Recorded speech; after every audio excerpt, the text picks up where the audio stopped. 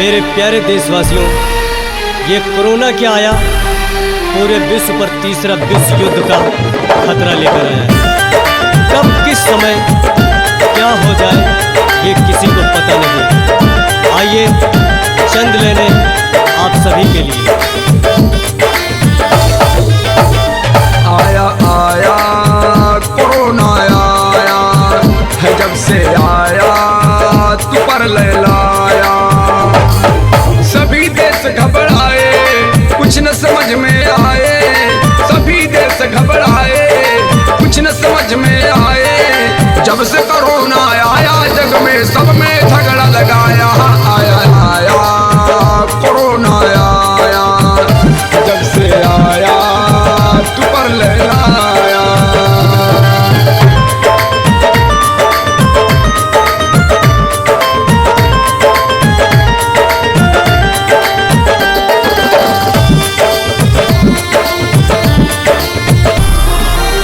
खतरे की घंटी तूने आके बजाया, झगड़े की नींव सारे जग में रखाया।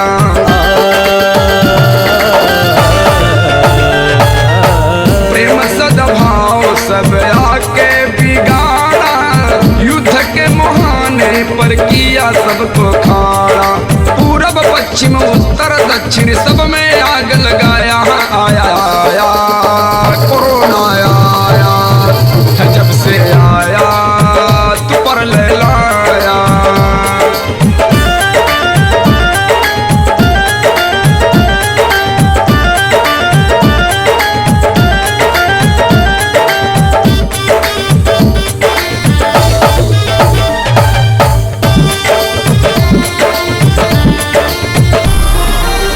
मानो से मानो को आके लड़ाया, तेरे चक्कर में पूरा विश्व टकराया।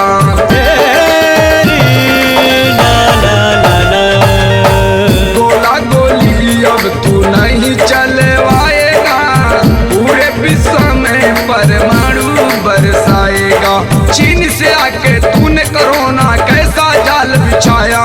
आया आया कोरोना आया है, जब से आया तू पर ले लाया।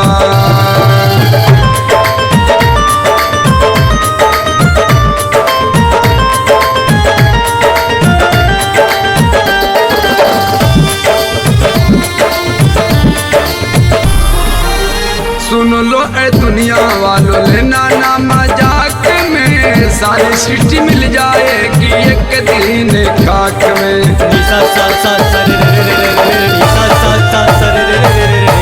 किसी को भी कोई बचाने नहीं आए।